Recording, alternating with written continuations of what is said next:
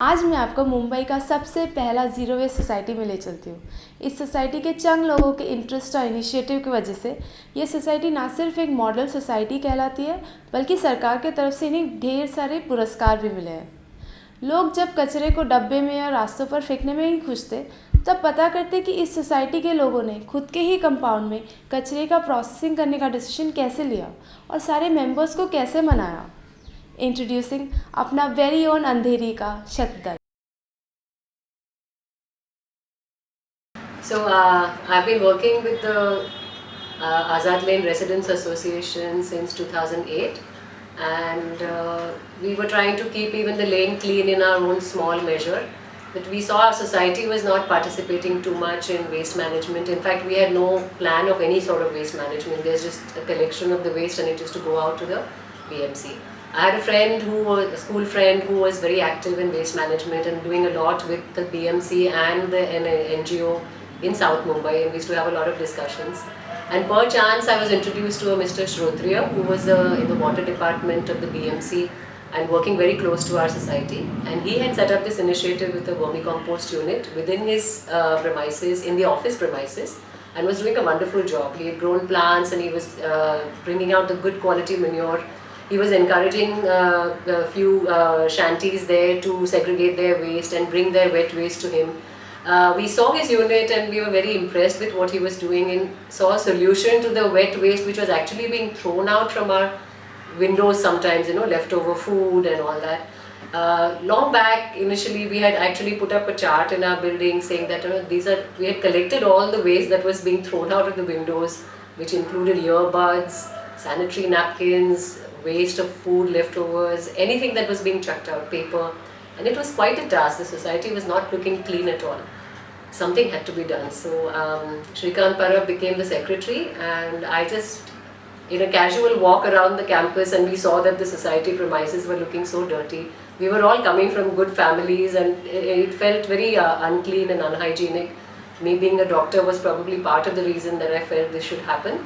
So I just suggested to him that this person has started this initiative of vermicomposting and we should go and take a look at it, and maybe we should implement in our society so we can take care of the wet garbage at least and process it within the premises. मुझे लगा कि ठीक है, system बदलने में शायद time लगेगा, लेकिन हम तो बदल सकते हैं।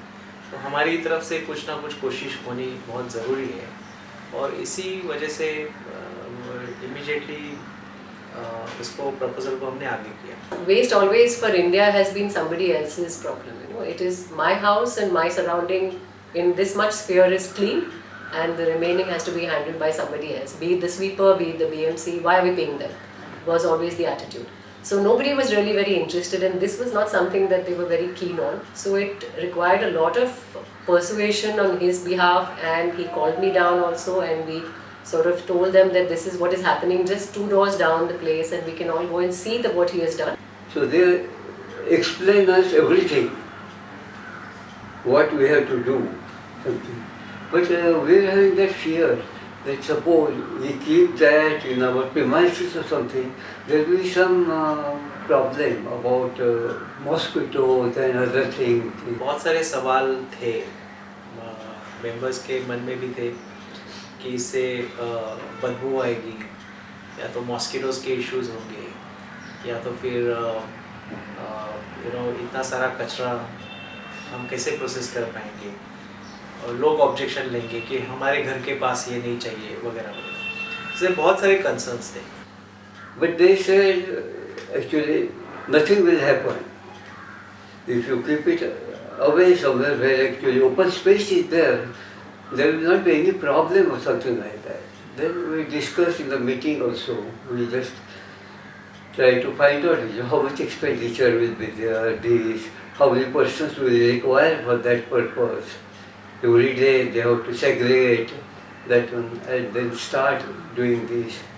बट फिर हमने सोचा कि हम इसको एक पायलट के बेसिस पे करेंगे, 6 महीने का एक पायलट करेंगे, और वो पायलट प्रोजेक्ट सक्सेस हुआ तो will continue. So then we had to persuade them to give us an initial sum of about 10 to 12,000 rupees to set up the first vermicompost unit. हमारा सोसाइटी प्रेमाइसेस बड़ा होने के कारण हमने कुछ companies को अप्रोच किया, जैसे होंडा है व्हीकल्स, सो उनको हमने इनवाइट किया कि आप आपका डिस्प्ले यहाँ पे करो, और उसके ज़रिए हमने मिसलिनियस रेवेन्यू जनरेट करना शुरू कर दिया।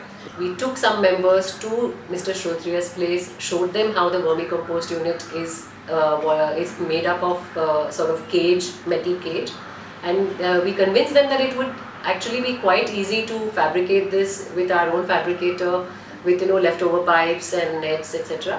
So the cost would actually come down. So in the first vermicompost unit was actually constructed with just 10,000 rupees.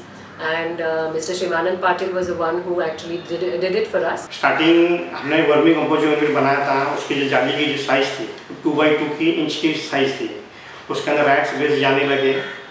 इसके लिए हमने वो फिर सर ने हमको डिज़ाइन वापस से बनाया कि उसको साइज़ कम करके उसका जाली का सेट बनाया जाए। इसमें से फर्स्ट टाइम जब हमने बनाया ना, इट वाज ऑल कवर्ड, चारों बाजू में कवर्ड था वो, ओके, ऑल दिस 4 साइड्स पर कवर्ड, जब जाली लगी हुई थी। So when we had to take out the क्या बोलते हैं उसको, कंपोस्ट, रेडी कंपोस्ट जब भी बाहर निकालना था, so it was very difficult. एक आदमी को अंदर जाके खड़ा रह के फिर उसको निकालना पड़ता था। सो अभी हमने क्या किया, उसको भी हमने इम्प्रोवाइज़ किया, हमने यहाँ से अभी डोर दे दिया। So now you just lift the door, और पूरा जितना वेस्ट है वो जितना कंपोस्ट है बाहर निकाल दो, उसको बंद कर दो, चैप्टर क्लोज। सो ये सारा जो इम्प्रोवाइजेशन हुआ है ना, that we learn with the process. So this is how the initial resistance was overcome after setting up the first unit. When people actually saw it happening, that the waste was not going out, it was being processed here, and we were getting something out of it. So earlier we only had vermicompost unit where green waste used to be processed, लेकिन 2016 में हमने bio compost unit लगाया। Bio compost का हमने second unit हमने यहीं पे बैठ के डिज़ाइन किया। मैं थे, सर थे और एक मैकेनिकल इंजीनियर थे। उसके अंदर हमने कुछ मैकेनिकल ब्लेड्स डाले गए थे उसके अंदर, एडिशनल करके सर ने एक एडिशन पाइप दिया गया था उसके अंदर, और प्लस जो टर्निंग करने के लिए वो जो ब्लेड्स के जो काम होते हैं, वो जो नीचे का कचरा ऊपर चला जाता है, ऊपर का कचरा नीचे चला जाता है। सो हमने अभी 4 मेजर कैटेगरी में डिवाइड करना शुरू कर दिया है, मतलब all members at source they do it. Dry waste, green waste, medical waste and kitchen waste. So green waste जो है वो वर्मी कंपोस्ट यूनिट में प्रोसेस होता है। Capacity of our unit is about 5 ton, it can take up to 5 ton of waste, so बहुत high capacity है उसकी, because green foliage, leaf foliage भी बहुत होता है, and we don't burn it any more, सो वो भी सब प्रोसेस हो जाता है। किचन वेस्ट जो है वो बायो कंपोस्ट में हम प्रोसेस करते हैं। Now vermi compost is 100% organic compost manure, because उसमें नॉन वेज नहीं होता है, कुक्ड फूड नहीं होता है वगैरह वगैरह। That is earthworm based process, and bio compost is bacteria based process.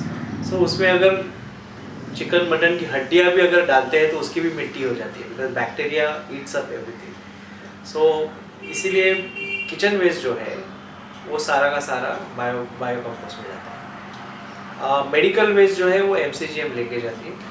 Every day their vehicle comes and they collect this medical waste. Medical waste में बेबी डाइपर्स, एडल्ट डाइपर्स, या तो sanitary napkins है, या तो expired medicine है, उस तरह की सारी चीज़ें जो है वो मेडिकल वेस्ट में जाती है, and MCGM collects it on daily basis.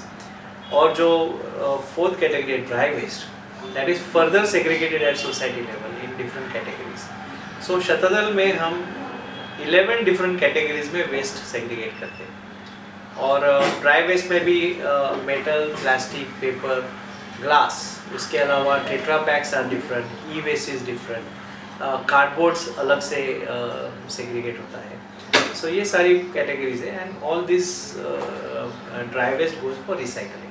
2016 में जब सॉलिड वेस्ट मैनेजमेंट के नए रूल्स आए, तब municipal corporation of greater Mumbai MCGM ने डिसाइड किया कि अगर आपका कंपाउंड एरिया 20,000 स्क्वायर मीटर से ज़्यादा है, या आपके यहाँ 200 मेंबर्स से ज़्यादा रहते हैं, या आपके यहाँ दिन का 100 किलो से ज़्यादा कचरा बनता है, तो आप बल्क जनरेटर कहलाओगे और म्यूनसिपाल्टी आपके पास कचरा उठाने नहीं आएगी। मुंबई के सभी बल्क जनरेटर्स के पास म्यूनसिपाल्टी ने नोटिस भेजना शुरू किया। एंड सडनली एक दिन मुझे फ़ोन आना शुरू हो गया ऑल ओवर मुंबई कि आप कैसे करते हो ये आपकी सोसाइटी में, हमने सुना है वगैरह। सो आई आस्क्ड हिम कि आपको किसने बताया कि हम हमारी सोसाइटी में कर रहे हैं, बिकॉज हम लोग तो हमारे लिए कर रहे थे। तो उन्होंने कहा कि MCGM ने आपका नंबर दिया हुआ है। सो दैट वाज सरप्राइज, मतलब नोटिस, और नोटिस के पीछे मेरा नंबर, नाम लिख के उन्होंने भेजा, इनको पूछो भाई क्या करना है, because they also didn't know that time how to manage that waste. सवाल लोग पूछ रहे थे और उन्हें पता नहीं था कि क्या करना चाहिए था। So that's how it all started. हमने बहुत सोसाइटीज़ को, मतलब बहुत सोसाइटीज़ के मेंबर्स हमारी सोसाइटी में आके उन्होंने यूनिट्स देखा, वी गाइडेड देम। बहुत लोगों को हमने जितनी इन्फॉर्मेशन दे सकती है, म्यूनिसिपल कॉरपोरेशन के लोग भी यहाँ पे आके हमारे यूनिट्स वगैरह देख के गए, एंड उन्होंने काफ़ी जगह पे यूनिट सजेस्ट किए। So then it became a trend, suddenly our society became a model society, because हम बहुत सालों से कर रहे थे और अभी ये रूल आया तो our society was the one which became the model society. And then ऐसी जब ये चल रहा था तभी पराग करके एक लड़का आया मेरे पास। 2017 में जब हम सर्च कर रहे थे रिगार्डिंग वेस्ट मैनेजमेंट, हमें कुछ करना है, तो हम ढूंढते ढूंढते कई यूनिट्स हमने ढूंढे और हम यहाँ पर अंधेरी में शतदल सोसाइटी में पहुँचे।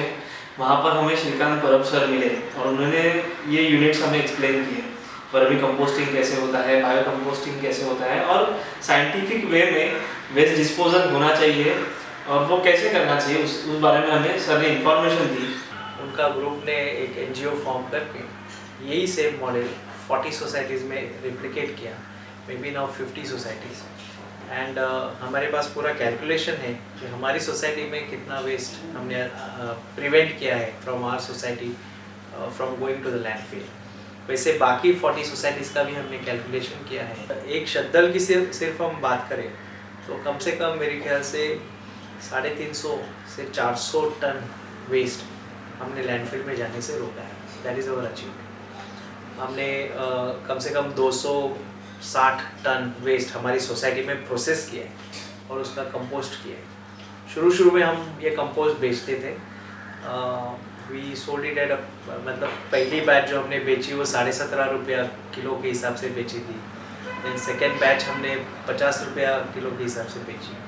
Then third batch we sold at about 75 rupees a KG. अभी हम नहीं बेचते कि अभी हमें इसकी ज़रूरत नहीं है। पहले हमें ऐसे था कि ये कॉस्ट हम रिकवर करें,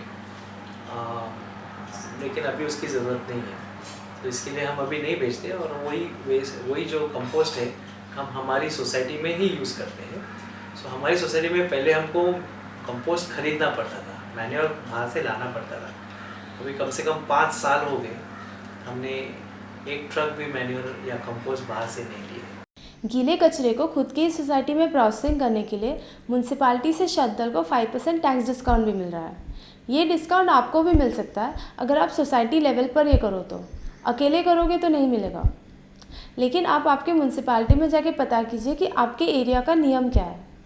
आज मुंबई के सिर्फ बड़े सोसाइटीज़ पर ये कानून लागू हुआ है, लेकिन जल्द ही पूरे भारत में छोटे सोसाइटीज़, दुकानें, बंगलोज, ऑफिसेस सभी पर ये लागू होने वाले हैं। आशा करती हूँ कि आप इस इनिशिएटिव में जल्द ही पार्टिसिपेट करोगे। अगले ट्यूसडे फिर मिलते हैं।